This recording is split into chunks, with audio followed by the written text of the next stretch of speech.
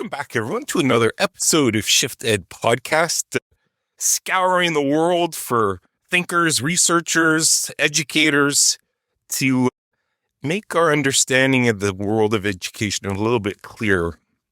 And have I got a surprise for you all? I have Dr. Timothy Shanahan here with me today, professor at University of Illinois. He helped found the Center for Literacy there as well, author, researcher. Great book called Leveled Reading, Leveled Lives. And we're going to jump right in, Tim. My first question is a really basic one. What is literacy? What is it? We have digital literacy, we have AI literacy, we have media literacy. What is it at its core? I guess I'm asking.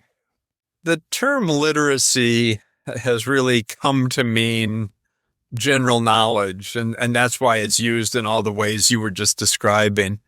But most fundamentally, it really refers to the ability to read print, to be able to translate print into language and language into print, to be able to go both ways. If you're literate, you should be able to read and write. It's not always the case, but it should be.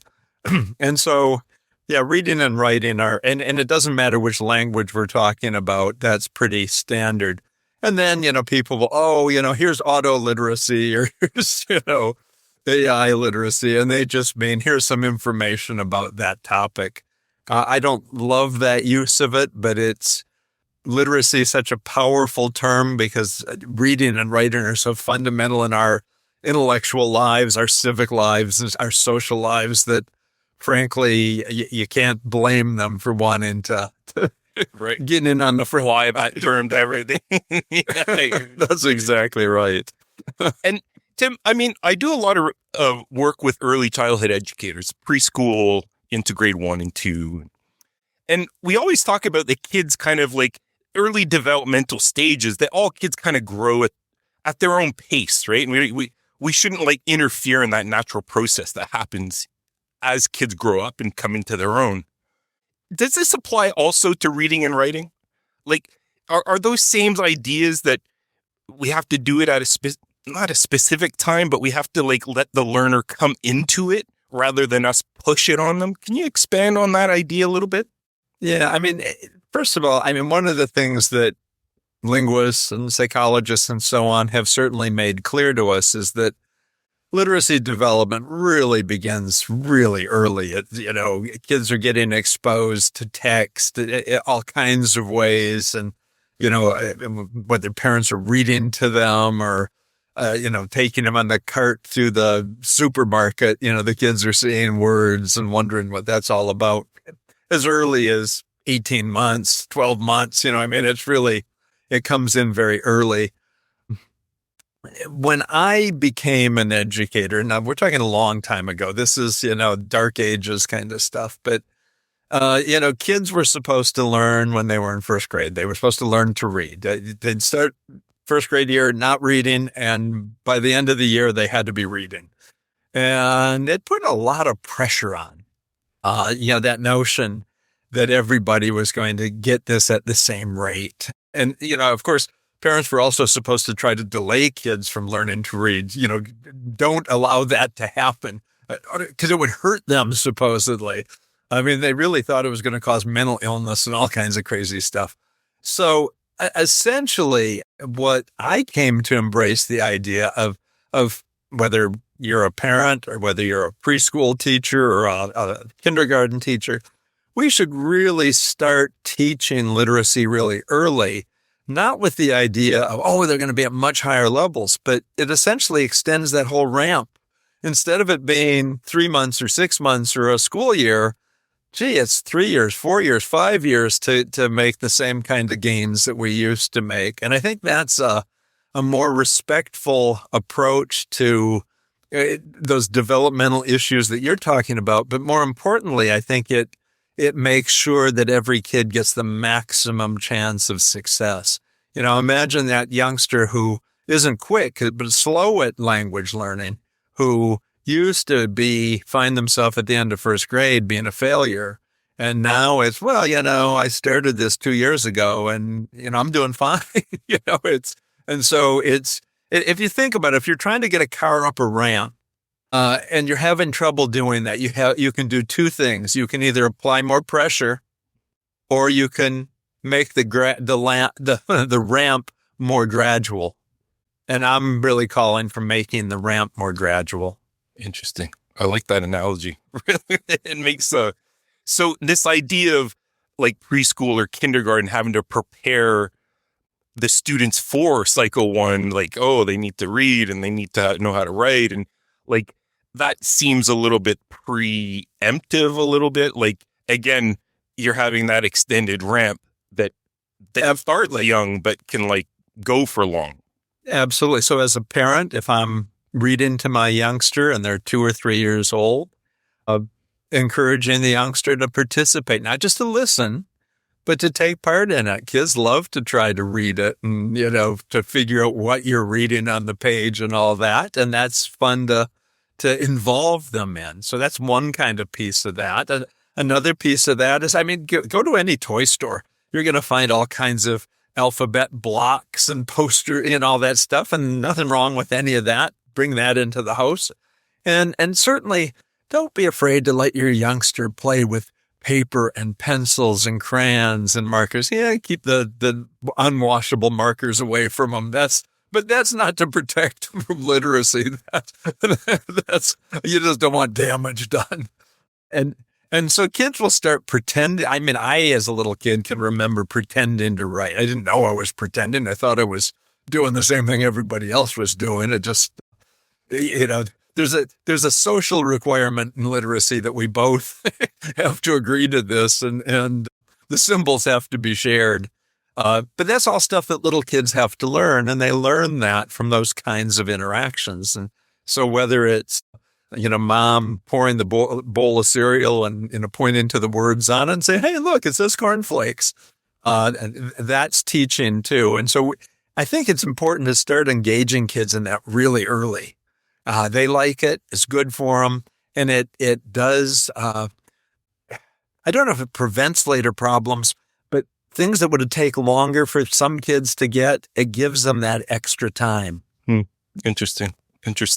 Without like it being, like forcible, like, no, we have to do our 4 hours of reading tonight.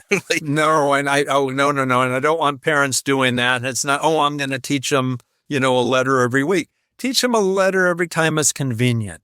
Teach them, he's interested right now. He was interested for 5 minutes. Then he wanted to go play with his trucks. Let him go play with his trucks. That's not going to hurt a thing. Don't be surprised if he's back an hour later wanting to play with the letters again. Little kids, that's what they are. Tim, I wanted to jump into a little bit of this kind of dynamic that's going on, I feel, in our educational systems, of this kind of like wanting to go back to basics, but at the same time trying to like incorporate, the latest progressive approaches to how to, I'm kind of getting at the science of reading, Where do you think that debate is right now, currently in our world? Yeah, I think in terms of the debate, we're in a position where the position we've gotten into a number of other times. I've had a very long career. I think this is my third time through all this craziness. And usually by the end of it, the science tends to win out. People go, it makes more sense to do the things that appear to give kids the greatest advantage. And that tends to mean in beginning reading, including explicit teaching of something like phonics. And so, oh boy, we're getting back to basics. And I think what tends to happen is that, there's this huge argument every time you get back to this point where it might be done, politically or, governmentally, where, legislatures or school boards or somebody steps in and says, no, you got to do this. You're going to have to make this happen. And then it sometimes tends to go a little too far. People go, okay, of course we should teach phonics, or we should teach the alphabet, or we should teach, or if it's, math, you might be, you have to teach multiplication tables or whatever. And then there's this sort of I think we're teaching too much phonics. I think we're teaching too much. And so it's like you get to the top of this and then it kind of curves. And I think that we're at that little bit of a curve or inflection point right now is what it looks like to me. Right. And do you find that the research that's done in this transfers into the classroom? Because you were just mentioning that science tends to be what people rely on. But does the research actually, do you see it transferring to the classroom where teachers are taking what researchers are saying is effective and actually applying it within the four walls of their classrooms? Yeah, eventually. This is one of those deals that, like I say, there's usually an argument for a while. And then what starts to happen is school districts buy new programs. They bring in, professional development specialists to teach the teachers how to do certain things, and things do tip. Now, the issue becomes, do they learn enough, or do they have enough support to actually do what the research says? Or is it just a pale imitation that makes it look like you're doing the right thing, but doesn't really work the way it did in the research? And I think I think depending on the degree of support, how wise the leadership is, I'm sure I could go out and find dozens of examples of both. Here's a group that has taken the research and found good ways of putting it into practice and made sure their people were on board and their achievement is going up and the kids are happy and the teachers are, satisfied that this has been a good thing to do. And other places where people have appeared to do it and yet nothing's really getting better. If you take a really close look, are they really doing what they were supposed to? And then if you trace that back, you'll find, well, they didn't really give them any training in it. They just told them they had to do it. Or, they bought a program, but they didn't make sure they knew how to use it. Or, all those kinds of things come into it. I mean, I was a director of reading for the Chicago public schools, and, we managed to bring the research into our 600 schools and our, tens of thousands of classrooms successfully. But I saw things that were happening where, you got to buy a new program, but you don't have to use it. You don't even have to open the boxes, and you go, well, that's idiotic. That is so foolish. Please don't do dumb things. We're talking about our children, our grandchildren, so that both of those happen, sadly. But can it work? Has it worked? Are there places that have raised achievement? Can I show you historical periods when this was going on and achievement went up? I definitely can. So it is transferable to classrooms, but it takes work to do it. It isn't just snap your fingers and teachers jump into line and do what this stuff takes a lot of learning. It takes a lot of support. It takes encouragement. Right. Yeah. Well, it's like everything, Tim, in education. It's a slow moving creature. And it's a lot of support to shift practice, it's a lot of support. Which kind of like I'm curious about like what's been like the most interesting research that you've been involved in over your career? I know that's a huge question, but were there certain ones that were just like, yes, and that you still today are like, I mean, that was just like years ahead of time. Like, did you have any other situations? I've actually had that kind of a career, and graduate students will ask me, "How do you do that?" And I have no idea. I can tell you a story about when I was working on my doctoral dissertation, and anyone who's ever worked on a doctorate knows that once you survive the beginning part of it, every waking minute is trying to figure out what in the heck you're going to do your dissertation on, and during the period of time when I was working, all the research that was being done, all the major stuff, everything that was in the journals was about reading comprehension, understanding the processes of how people comprehend. Are there ways of teaching comprehension effectively, and so on and so forth? And so that's really where the ball was in play and everybody wanted to be part of it. And I came up with a different kind of an idea. It occurred to me that it takes a long time to do a good piece of research. It's not like It's just like getting teachers to do something really well. It takes time for them to develop and learn, and to do a good study can take, well, from design to, publication might be years, and it literally, and so you think, gee, if everybody's publishing a certain thing right now, and it takes me 2 years to get this project done, who's going to care if it's about something that's hot right now? So you better look at what's really interesting to you, what's important. And what I decided really was important, or might be, and I based it on my teaching career, was this whole idea of putting reading and writing instruction together. Could you integrate that instruction in some powerful way? Because schools, for the most part, weren't doing much with writing at the time, at least in the States.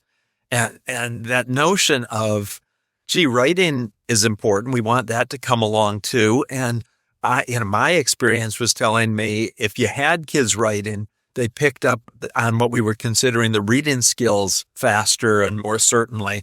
And so I thought that was really important. So I took that to my advisor, who said, well, you could do that, but no one will be interested. And it was true. There weren't any studies on that, of any, value or, recency. So I said, okay, well then that's fine. I can live with it because I'm interested in it. I'll do it.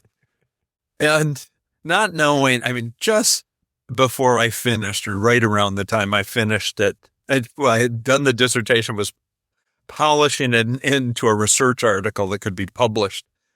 Somebody else published just a think piece about how important it was to connect reading and writing.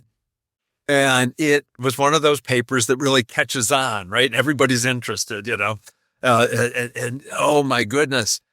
And nobody had any data except, well, there was one doctoral student.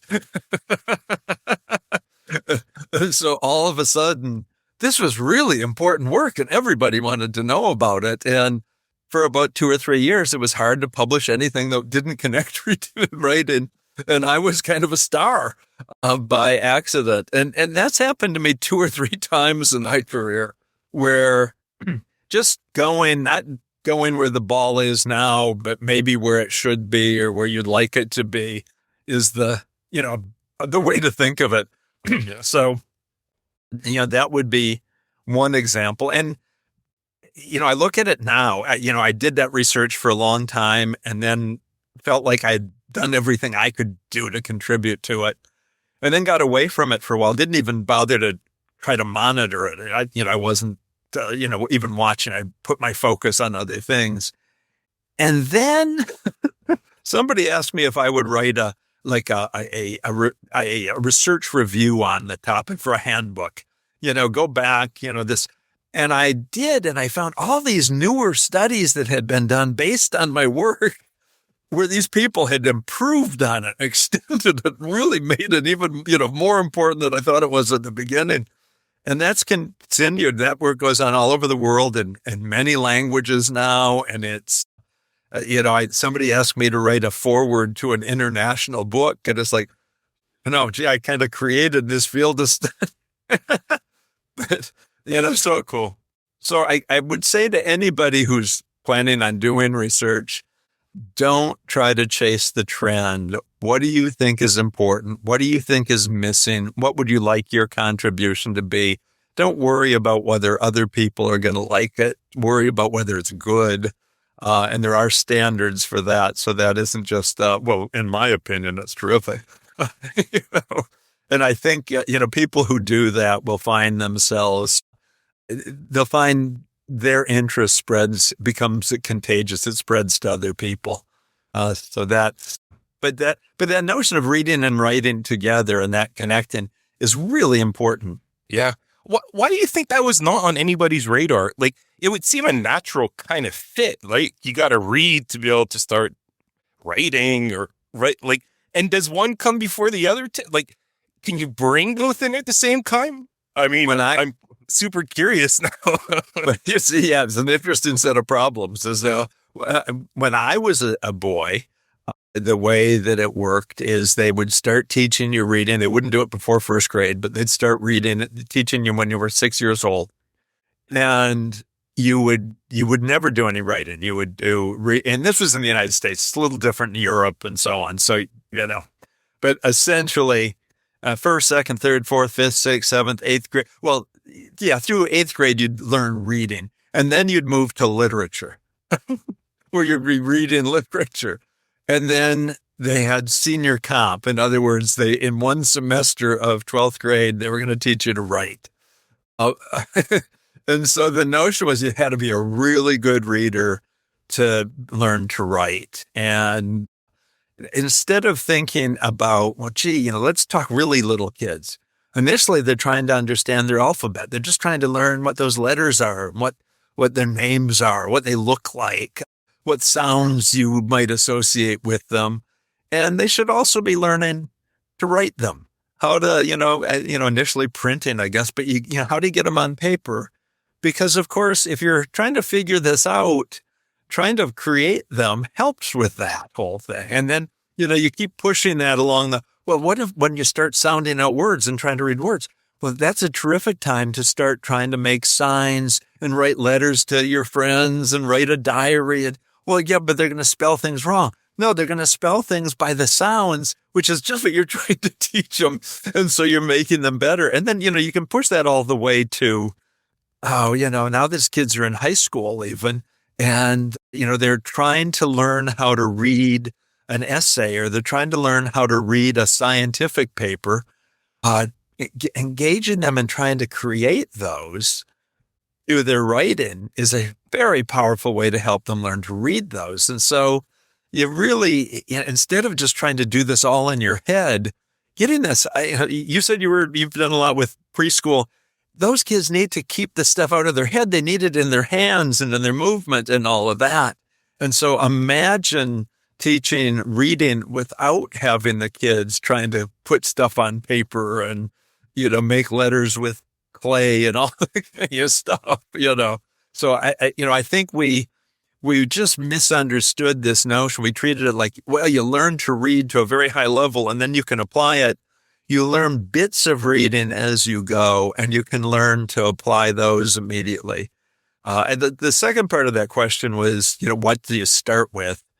And in some ways, with little kids, it can be easier to start with the writing than with the, because they like to scribble as early as 18 years age, right? They have to be involved in it. And they like to see the stuff on paper and the different colors and all of that. And that's good.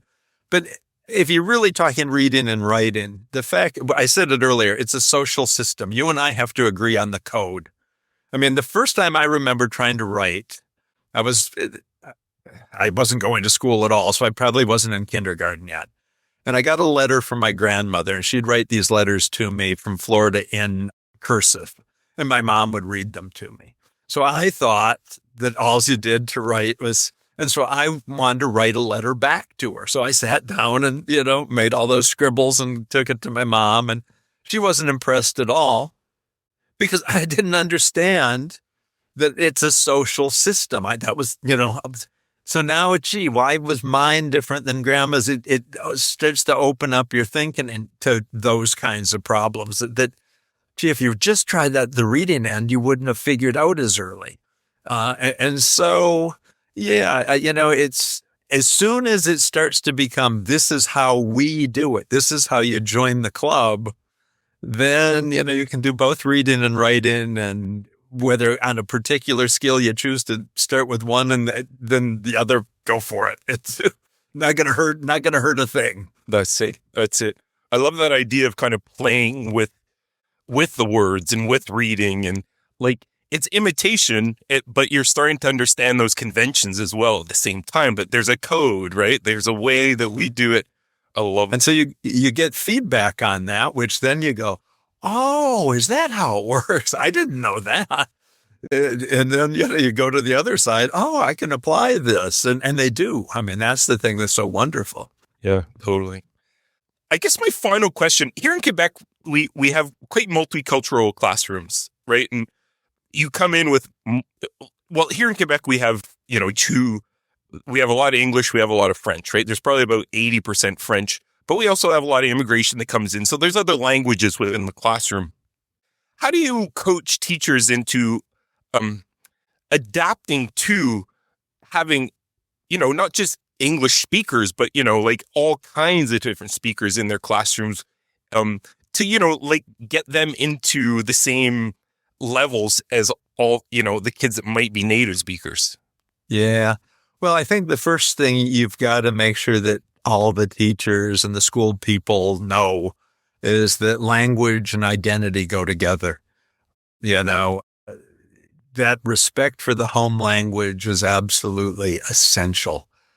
If kids are feeling like you don't want them there, or that their language is somehow a problem, or something that's inferior, that's going to just slow things down. That's a real problem. So you want, if somebody comes to school, they're Québécois, they speak French, that should be a matter of pride for them, and that should be a matter of respect for. I'm an English speaker, though. I've taught I can read French. I would not even try to speak it with you, but I can make myself understood, but you'd be embarrassed about my mistakes. So why should you be embarrassed? I don't want to. But so that's critical. And same thing, an English speaker ought to be, proud of theirs. But of course, things that we're proud of can become walls or barriers as well. And so taking on an additional language, it needs to be an issue. It should have an impact on your identity. Yes, I'm French heritage, or I'm English heritage, or these days in Quebec, I guess Chinese and Indian are the big ones, in terms of numbers of people anyway. But I'm also, I'm those things, but I'm also a border crosser. I can, yes, I'm English, but I can get on with the French and connect with them, and they don't feel insulted by me, and I don't feel insulted by them, and that works, and so on down the line. I'm stronger for being a border crosser. My community's stronger for me being a border crosser. And it's all stronger if I'm able to use both my native language and my second or third language, whatever it is that somebody's doing. I think there's an interesting finding that comes out of the research. Two findings. In American schools, study after study has found, our biggest second language group are Spanish speakers. And so what do you do with Spanish when these kids come to school? And what the studies show is if you have a dual language program or a bilingual program where the kids get some of their initial teaching in Spanish, they do better in learning reading and learning English and so on. Well, that's kind of an interesting thing. But now let's look. Here's another study. The kids who do best in those things, their families at home try to speak English. No, wait a minute. The school's trying to speak Spanish, and the parents are trying to speak English. And what do you think that's telling kids? And I think that's what it's telling kids is, one, you're welcome here when it comes to the schools. And the parents are saying, yes, and we want you in those schools learning that other language. And that it's that acceptance going both ways. And so schools have to, I say, respect for home language. That means allowing the kids to use that language at school, encouraging the parents to come to the school and visit with the teachers, whether you need translators in some cases or not. Try to put those meetings on some kind of common ground so that they can be at comfort level. And so those would be the kinds of things I would want teachers to know. I love that. What a beautiful note to end on, Tim. I love how you just connected the identity piece. And I think that's crucial because people need to know who they are and be respected for who they are, right? Like it can be that easy. Absolutely. Well, I knew that you were going to make us all smarter, and there you did. You just did that. Thank you, Tim. I really appreciate your words and your insightfulness into this massive topic. I mean, it's a foundation. It's a huge topic. Yeah. Well, thank you for having me, Chris. I hope this is useful to somebody out there. Well, it was very useful to me for one, and there's one check. That's a win. Thanks so much, Tim. I really appreciate it. Thank you. Good luck to you. Nice.